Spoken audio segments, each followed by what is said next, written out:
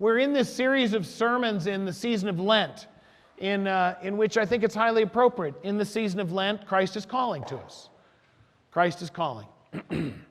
And clearly the most obvious of the phrases, of the calls, the cries that Jesus makes to us is, follow me. Follow me. Follow me to the cross. And that's what we're doing. But along the way, these assigned readings, and these are kind of assigned to the church for many, many centuries, these assigned gospel readings have some interesting things to say. And we've had it, follow me and look at me. And today we have this phrase, sit with me, because isn't that what, here comes James and John. Teacher, they said, we want you to do for us whatever we ask. What do you want me to do for you? Let one of us sit at your right and the other at your left. Invite us to sit with you. Invite us to sit in the best spots. Now, over the years, so our denomination, we're not a tiny little denomination. We have about 2 million members in the United States, but we're not like the Southern Baptists or the Assemblies of God. We're fairly small pond in the scheme of Christendom, of Christianity in America. But because we're a fairly small pond, then they ask guys like me to serve on boards and stuff. And so I've served on the Board of Regents at Concordia University, Portland. So in our denomination, these are fairly big deals. So on the Board of Regents, it was very cool because I was on that board when we elected to start a law school in Boise. That was cool. So we have a law school in Boise. Then I got elected to serve on the Board of Directors. I'm the vice president of our district. So I'm on the Board of Directors. Been doing that for 6 years or whatever. And I got asked to serve on the Idaho State Journal editorial board. Yeah. So I get my say here and there. Whether they pay any attention is another matter. Anyway, you get invited to serve on boards sometimes. Some of you have, I know. And it can relate to other things, even like walking into a classroom for the first time, a new school. Going into college or going into high school. But like when I walk into these boards the first time, it's like, where do I sit? They got these tables set up. One of the nicest and kindest things you can ever do at a board meeting for new board members is name tags, place cards. So that you can go and say, I'm supposed to sit here. It's very kind. It's very thoughtful. Because otherwise you're sitting there and you're going, so you sit on the edge. Or you wait until you're late. You wait and you hope somebody will say, here's your spot. Come join us at the table. And then sometimes I've been at these board meetings where I'm going, okay, there's 14 of us on this board and there's only 10 chairs.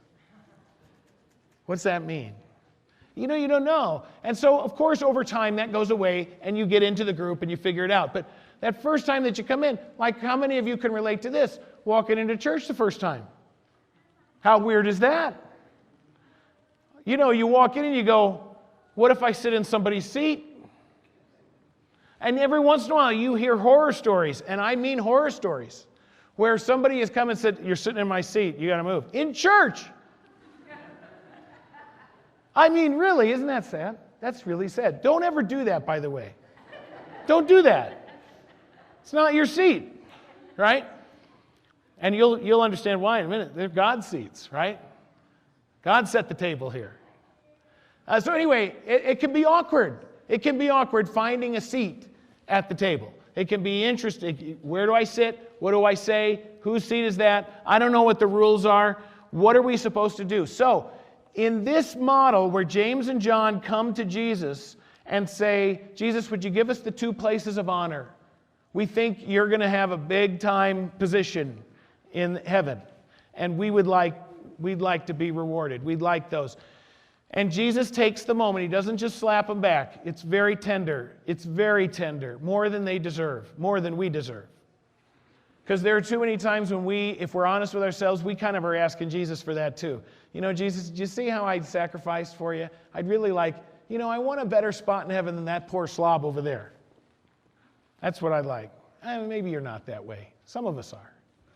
once in a while. Not all the time. But but James and John, they come in with an agenda. For them, it's power. For them, it's authority, it's glory, it's position.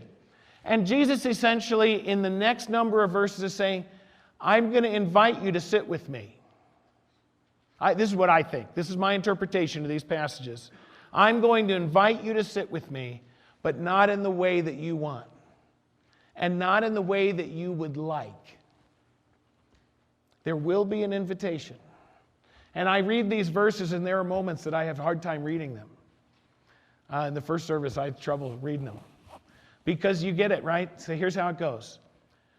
Jesus, could we have those good spots? And you can just see how this plays out. Well, first of all, they ask the 7-year-old question, don't they?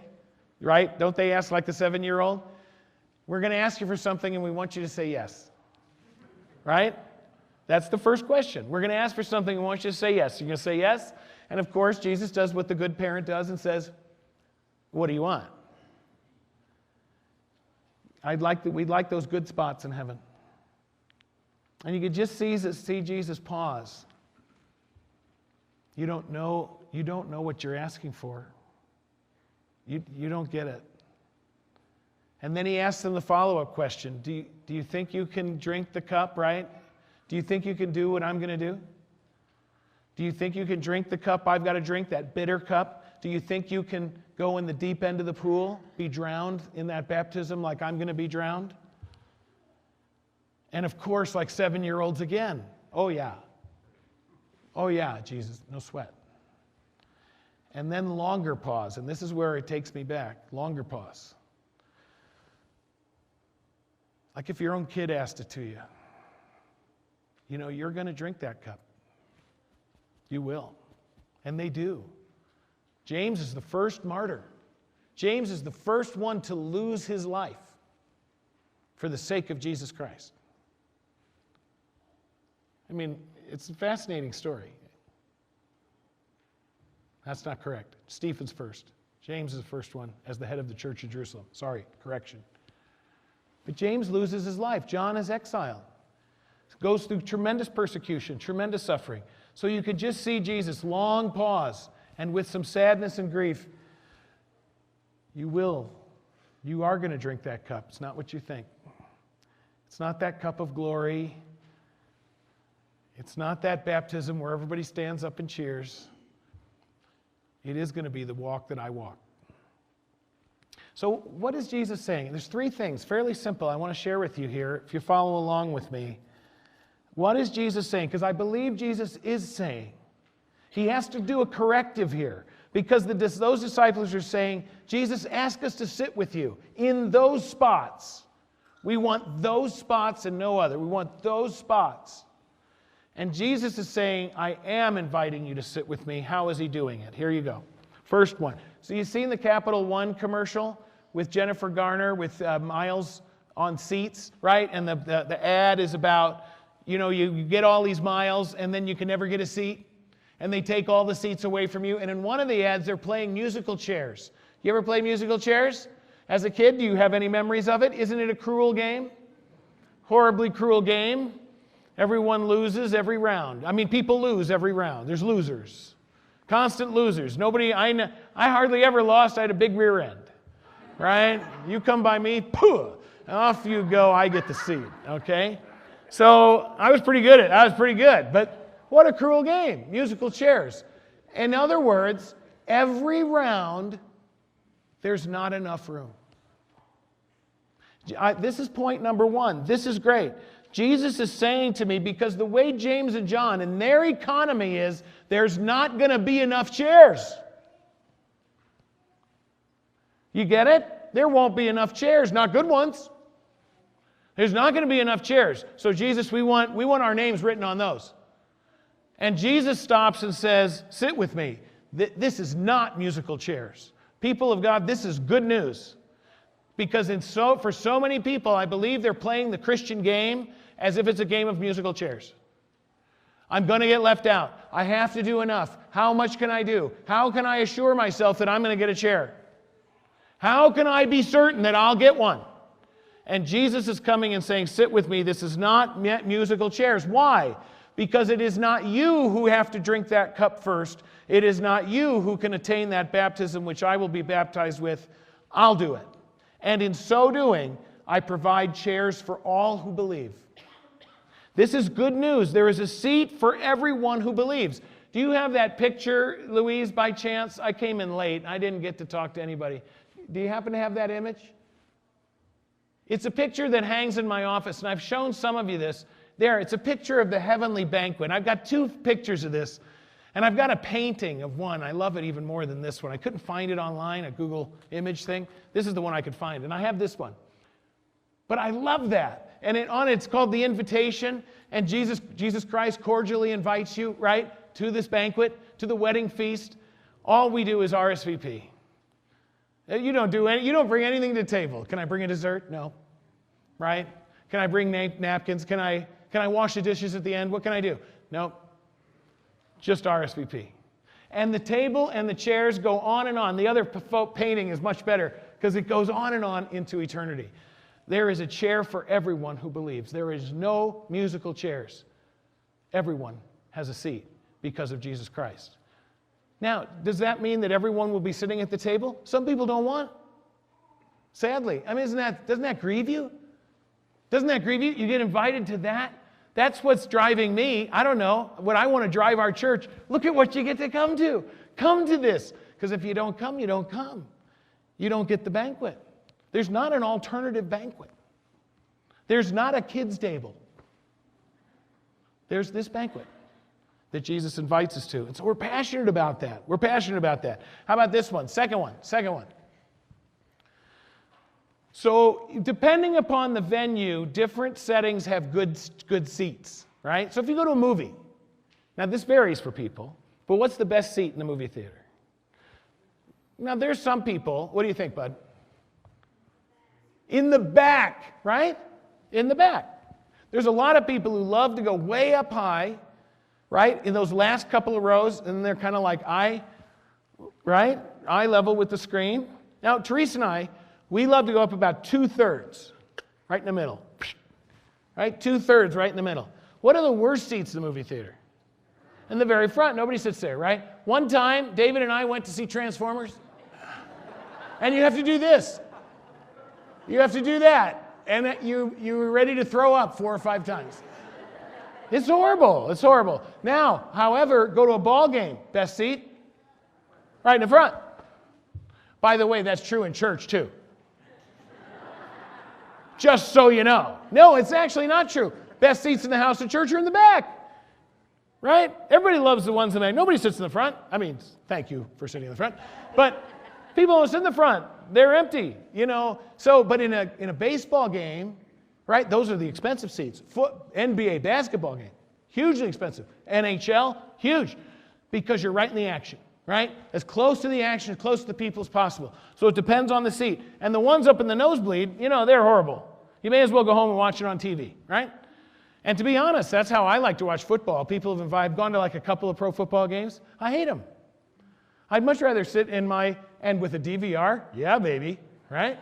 Pause, beer, start again. It's great, right? No commercials. I love it. So, now if you go to a meeting, what's the best seat in the house? Well, you don't know. Depends on the meeting. Depends if you're going to present. Depends if you're going to get called on. Depends if you have a report to make. Depends if you're an observer. Depends. What if you go to a classroom? Best seat? My mom was a magician at this, by the way. She could convince kids that sitting in the front was the best. Of course, she bribed them too, right? You get to be the line leader. You get to clap the erasers out. Remember that? We used to clap erasers out. Anybody remember that? No? Okay. You get to clean the board afterwards. She made it sound like it was great. She was like Tom Sawyer, you know, and whitewashed the fence. Anyway, kids loved it. They flocked to sit in the front. And so, but for other kids, I want to sit in the back. I want to hold the teacher at arm's length. I don't want to engage too bad. Don't call on me, right? Don't call on me. It's a little separation. What's the best seat in the house? Here's the good news. Jesus says, sit with me. It doesn't matter which seat you get. It doesn't matter which seat you get. Any seat with Jesus is a seat of great honor. Any seat. Any seat with Jesus. Because guess what? If you sit in the back, Jesus is going to come right there, sit down, and put his arm around you. You think you're getting away with staying away from him? Ain't happening. You can't hold Jesus at arm's length. You can't be a distance from him because he will find you. He will seek you out because what he will say is, I made this seat just for you. I prepared this seat just for you. And so it doesn't matter if it's the farthest seat in the corner so you can make a good quick getaway, or whether it's in the front row because you want to make sure that you're as close to the action as you can be. It doesn't matter. Any seat with Jesus is a seat of great honor. And then the last point that I want to make on this. Jesus is saying, sit with me. So the first one is it's not musical chairs. There's a seat for everybody. Second thing is any seat you get with Jesus is a seat of great honor. The third thing is this. So my dad worked in Manhattan, in downtown New York City. And for him to get to work, he had to take a bus. So he took a bus into Flushing, changed there, got on the 7 train, took the train into Grand Central Station, and then went from Grand Central Station, had to change another train, and then go south and to Park Avenue South. So he worked there in the Lutheran Council building in Lower Manhattan, Central Manhattan. So when I was like 11, my mom had a conference. Dad says, you're coming to work with me. I'm not leaving you home. Come and work with me. Okay, so we get on the bus, and we ride the subway 2 legs of it. It's rush hour. Crazy busy. Crazy busy. And I didn't get along with my dad all the time, but I will tell you what, I admired him for this thing. I will never forget it.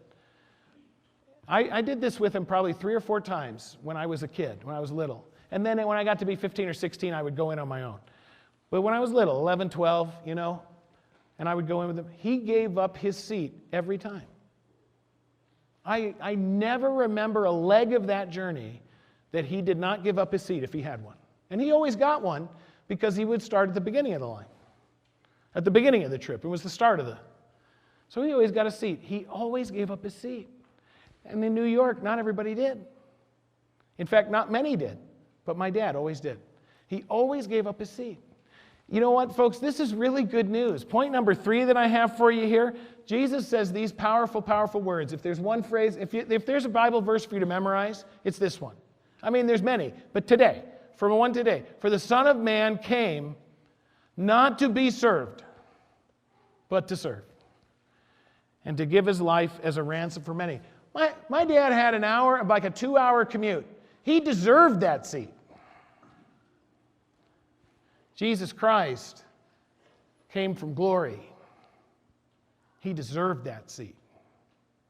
He earned that seat. He made that seat, but he gave it up for you. He gave up that seat so that you could sit in glory. You know what the irony of this is? When James and John come to Jesus and say, on your right and on your left, can we have those 2 seats? Jesus says, I love this. Sit at my right or left is not for me to grant. These places belong to those for whom they have been prepared. Whenever I read that, I would think, oh man, that must be like for Mother Teresa. It must be for Billy Graham. And I'm going, I read it today and I go, guess what? He's talking about you. To grant those have been for those for whom they have been prepared. That's you.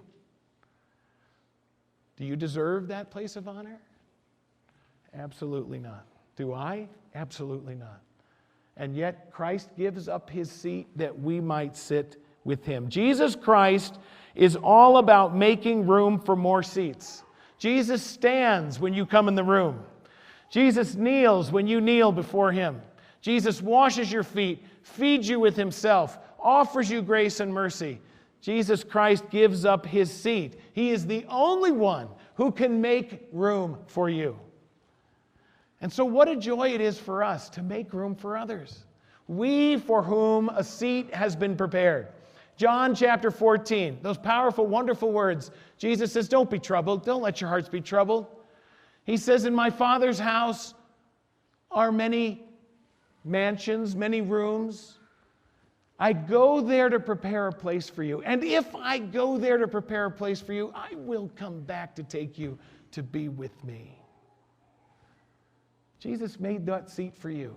He gave up his seat so that you might have a seat in glory. And so when we make room for others, it's because we already know our seat is in heaven. We are making room to show Christ's love, His welcome, because Christ has made room for you. Let's pray.